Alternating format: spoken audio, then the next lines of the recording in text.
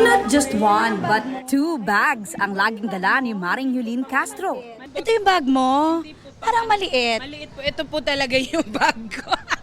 Maliit to kasi hindi kasi mga pagkain ko dito. Ang maliit na bag para sa kanyang beauty essentials. Ang laman nito, suklay na tag 10 piso. Uy, importante yan. Yung importante yan, hindi ko maiwan yan. Mga ilang taon na sa akin yan. Lagi raw niyang dala ang paboritong cheek tint. Must have din daw ang lipstick.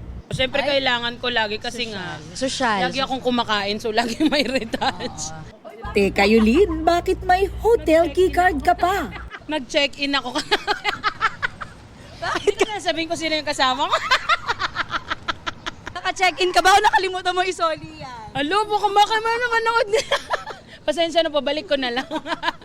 Pag majubis But ka wait, talaga, lagi there's ka more. naiinitan, lagi. Yulin, next bag please. Wag na to. Ito kasi yung lunchbox ko.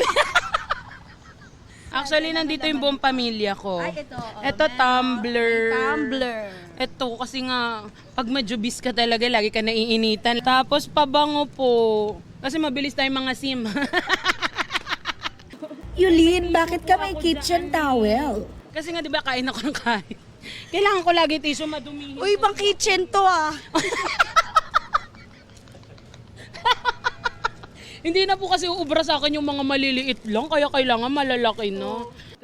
At ito na nga ang baon reveal.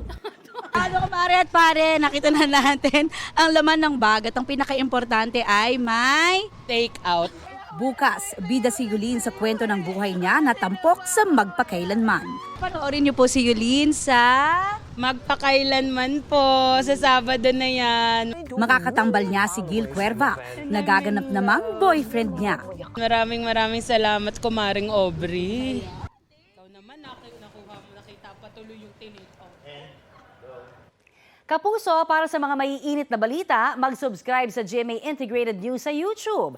Sa mga kapuso naman abroad, subaybayan nyo kami sa GMA Pinoy TV at sa www.gmanews.tv.